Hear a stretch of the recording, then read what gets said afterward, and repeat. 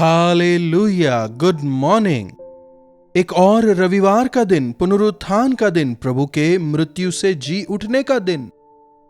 हर हफ्ते हमें याद करना चाहिए हम जीवित परमेश्वर की आराधना करने वाले हैं। मर के मृत्यु के ऊपर जय पाके जीवित यीशु मसीह की संतान हैं हम। हफ्ते के 6 दिन हम विभिन्न कामों में व्यस्त रहते हैं, लेकिन 7वें दिन हमें प्रभु के सानिध्य जाना है। प्रभु के अन्य संतानों के साथ में मिलकर हमें उनकी स्तुति करनी है, आराधना करनी है, प्रार्थना करना है, भजन गाना है। यदि अपने अंदर आप एक जागृति चाहते हैं तो कलीसिया को ना भूलें। आइए चर्च जाने से पहले छोटा सा मनन। महापवित्र पिता परमेश्वर, प्रभु हर संडे चर्च जाने की इच्छा, चर्च जाकर आपकी आराधना करने की इच्छा, हफ्ते में कम से कम एक बार उपवास रखकर आपसे प्रार्थना करने की इच्छा, अपने उद्धार की रक्षा करते हुए अनेकों के लिए विनती प्रार्थना करने की इच्छा आप हमें प्रदान करें।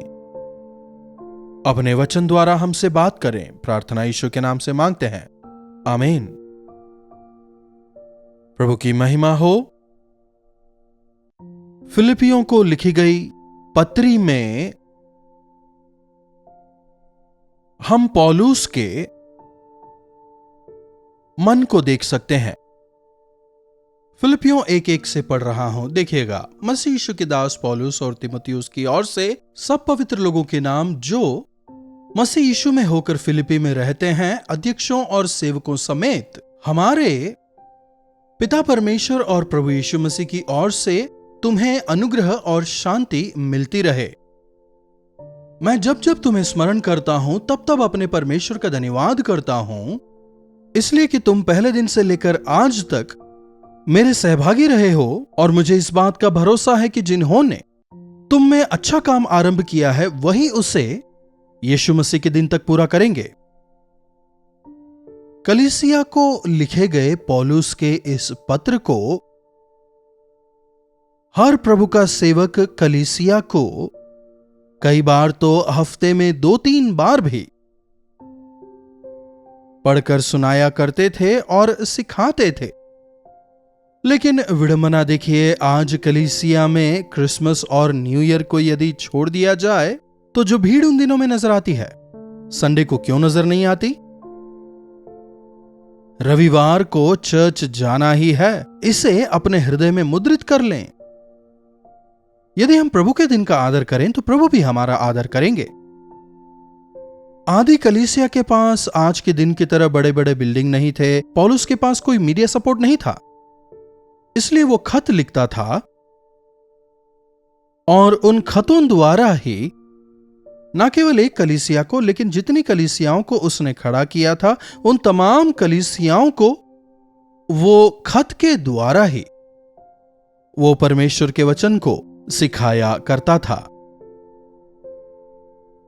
फिलिपियों की कलीसिया को वो लिख रहा है कि पहले दिन से तुम मेरी सेवकाई में भागे रहे हो और तुम में परमेश्वर ने अच्छा कार्य आरंभ किया है। जब हम उद्धार पाते हैं, परमेश्वर का कार्य हमारे भीतर आरंभ होता है। अच्छे काम, परमेश्वर के भले काम।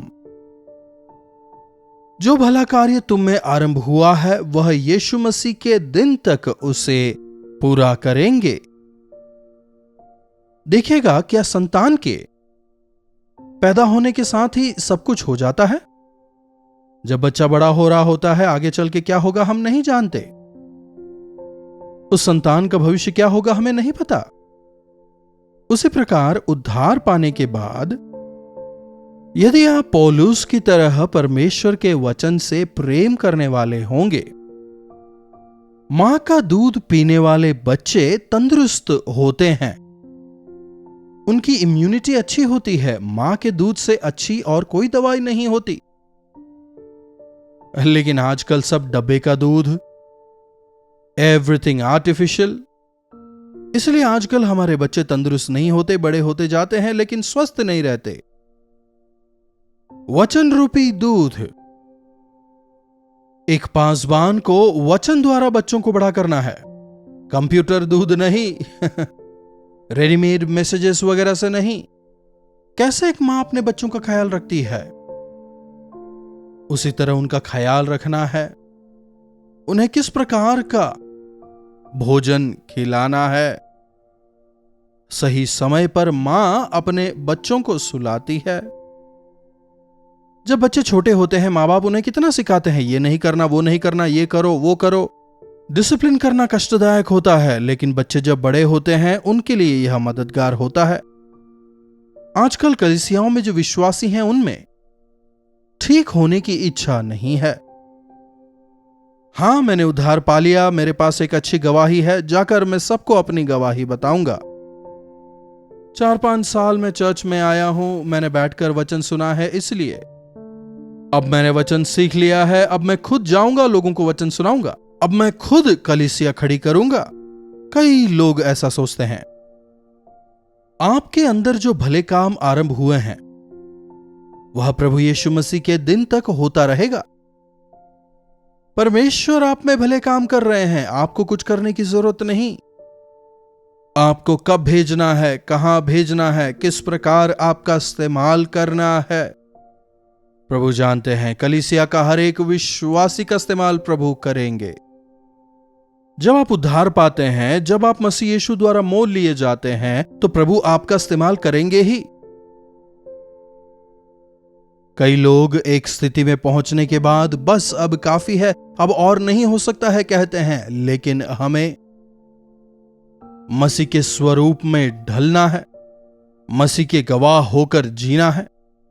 ऐसी इच्छा नहीं, अरे चर्च जाने से क्या फायदा पूछते हैं, यह क्या सवाल हुआ। आपके जाने बिना ही आप में बदलाव आता रहता है, आप नए किए जाते हैं।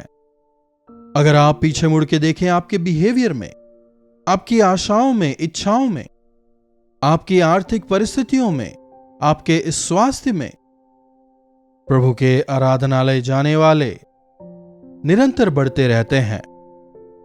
हर बार जब हम चर्च जाते हैं हम स्वस्थ होते हैं, हमारे श्राप मिटते जाते हैं, हम आशीष पाते हैं और प्रभु के आशीषों के खजानों के साथ हम वापस आते हैं। वे अपने कार्य को करते ही रहते हैं, वे हमें ढालते ही रहते हैं। प्रभु के दिन तक यह भले काम तुम में होते रहें, इसकी मैं आशा करता हूं। साथ ही साथ मैं प्रार्थना करता हूं, जब जब मैं तुम्हें याद करता हूं, परमेश्वर का धन्यवाद करता हूं। पहले दिन से तुम मेरे सहभागी रहे हो, इसीलिए मैंने तुम्हें अपने दिल में रखा है। आत्माओं के विषय पौलुस के बोझ को आप यहां देखिए। एक कलीसिया के पासबान को अपनी कलीसिया के एक एक विश्वासी को अपने हृदय में रखना है। हर विश्वासी की बढ़ोतरी के लिए पासबान को दिल की गहराई से प्रार्थना करना है। पासबान को ऐसा होना चाहिए,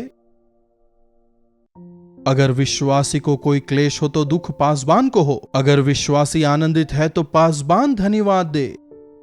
अच्छा चरवाहा अपने भेड़ों को जानता है, अच्छा चरवाहा अपने भेड़ों के लिए अपने प्राणों को देता है। आज कई कलीसियाओं के बिखर जाने के कारण कई बार पासबान होते हैं। हमारे कलीसिया के पासबान अच्छे नहीं हैं बोलकर बैठे रहने का कोई फायदा नहीं। यदि आप अपनी कलीसिया में बेधारी आने के लिए प्रार्थना करें, तो हर एक विश्वासी के साथ साथ आपके पासबान में भी एक बेधारी आए, इसके लिए प्रभु पवित्र आत्मा उंडेलेंगे। पौलुस की आशा यही है। 9वीं आयत से देखिए, और मैं यह प्रार्थना करता हूं कि तुम्हारा प्रेम, ज्ञान और सब प्रकार के विवेक सहित और भी बढ़ता जाए, यहां तक कि तुम उत्तम से उत्तम बातों को प्रिय जानो और मसीह के दिन तक सच्चे बने रहो और ठोकर ना खाओ, और धार्मिकता के फल से जो यीशु मसीह के द्वारा होते हैं भरपूर होते जाओ, जिससे परमेश्वर की महिमा और स्तुति होती रहे। तो क्या है उसकी प्रार्थना? कलीसिया के विश्वासियों में धार्मिकता के फल लगें, उनमें प्रभु का प्रेम पनपे, आत्मिक जीवन में वे बढ़ें, ज्ञान और विवेक में वे बढ़ते जाएं, मसीह यीशु के दिन तक, मसीह यीशु के आगमन तक वे निष्कलंक रहें, वे निर्दोष रहें, इसके लिए वो प्रार्थना करता है। आजकल पास्टरों की प्रार्थना क्या होती है? सर दर्द ठीक हो जाए, कमर दर्द ठीक हो जाए, पैर दर्द ठीक हो जाए, है कि नहीं? आप भी यही मांगते हैं और पासबान भी यही करते हैं।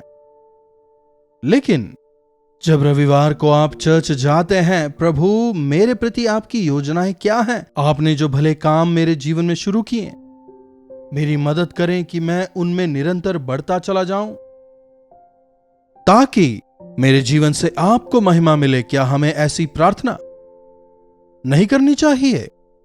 कलीसिया के पासबान को पवित्र आत्मा की अगुवाई में होकर कलीसिया को वचनों की गूढ़ बातों को, आत्मिकता के वचनों को उन्हें सिखाना है। आपकी कलीसिया के लिए, आपके पासबान के लिए आप कितनी प्रार्थना करते हैं?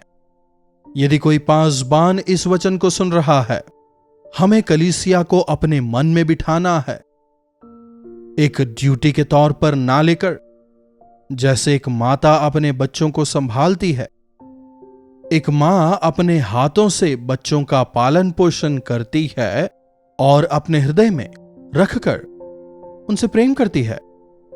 यह काफी दुखद बात है, आज कई पासबानों में आत्मा के प्रति बोझ नहीं है। उद्धार पाए हुओं को आत्मिक तौर पर दृढ़ करने की इच्छा नहीं है। प्रभु यीशु मसीह ने मुझे उद्धार आखिर क्यों दिया?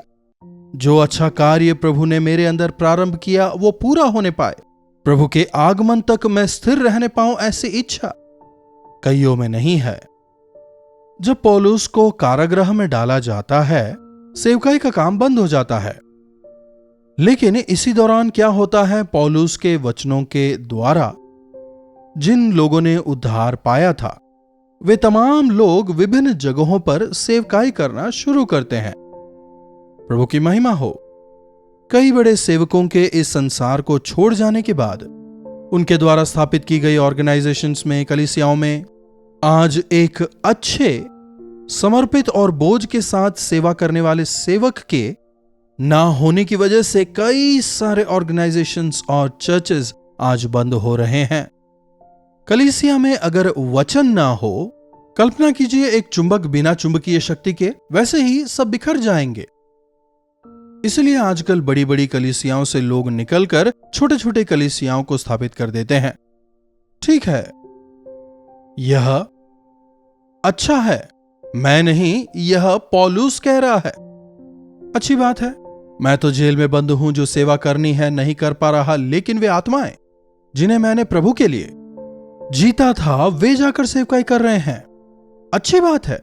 14वीं आयत देखिए, और प्रभु में जो भाई हैं उनमें से बहुधा मेरे कैद होने के कारण हियाव बांधकर परमेश्वर का वचन बेधड़क सुनाने का और भी हियाव करते हैं।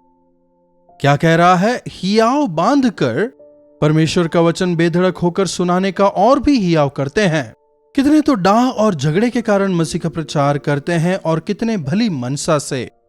क्या कह रहा है? कुछ लोग बोझ के साथ सेवकाई करते हैं और कुछ लोग डाह की वजह से सेवकाई करते हैं, कुछ लोग झगड़े की वजह से सेवकाई करते हैं। यह कितना सत्य है ना?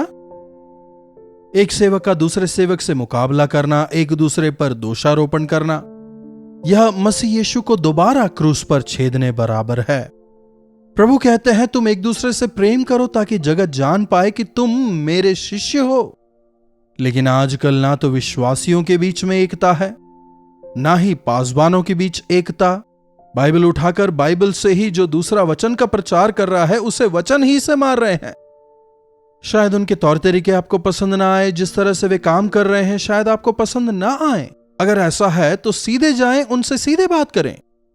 इस विषय को सोशल मीडिया में उन्हें अपमानित करते हुए लिखने का क्या लाभ?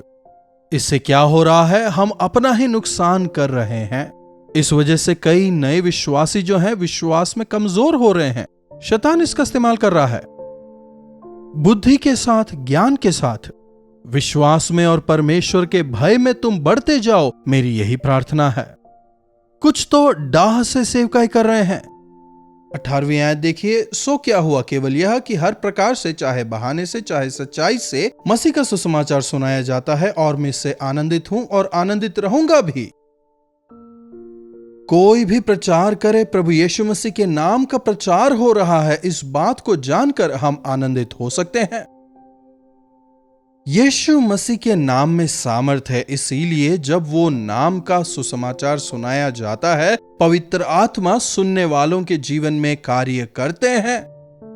इसलिए भले ही उस सेवक का जीवन सही हो या ना हो, उसकी सेवा द्वारा अनेक लोग उद्धार पाते रहते हैं। जी हां, अरे मेरी सेवा द्वारा इतने लोगों ने उद्धार पाया है, इस प्रकार सोचना अज्ञानता है।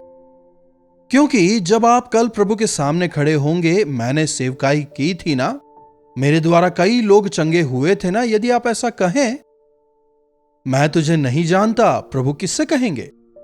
आपने किस मन से सेवा की थी, प्रभु आपके मन की गहराई को, सच्चाई को जानकर, क्या डाह से, क्या झगड़े से, इसी के आधार पर आपको प्रतिफल मिलेगा। अग्नि के परखे जाने के द्वारा जो कुछ भी घास फूस होगा, वो सब कुछ जल जाएगा, और जो सोने और अनमोल पत्थर हैं, वे स्थिर रहेंगे। इसीलिए अपने आप को आलोचक ना बनने दें। अपने आप को देखें, जांचें, परखें कि मैं कैसा हूं, मेरी कलीसिया कैसी है, मेरा जीवन कैसा है। अपने आप को परखें, आलोचना किए बिना प्रभु यीशु मसीह के नाम को धारण करने वाले एक एक के लिए बोझ के साथ में प्रार्थना करना चाहिए। कलीसिया के साथ मिलकर प्रभु के सेवकों के लिए प्रार्थना करना है। यही मैं अपनी कलीसिया को सिखाता हूं। यदि हम सब भी यह सीखने पाएं तो पवित्र आत्मा के कार्य को हम देखने पाएंगे। प्रार्थना। महापवित्र पिता परमेश्वर, प्रभु हमें प्रेम दें, हम में एकता दें, गलतियों को और बढ़ाकर आलोचना करने वाले हम ना हों, बल्कि उन्हें वचन द्वारा सुधारते हुए वचन के अनुसार सही मार्ग में उनकी अगुवाई करने वाले हम हो जाएं।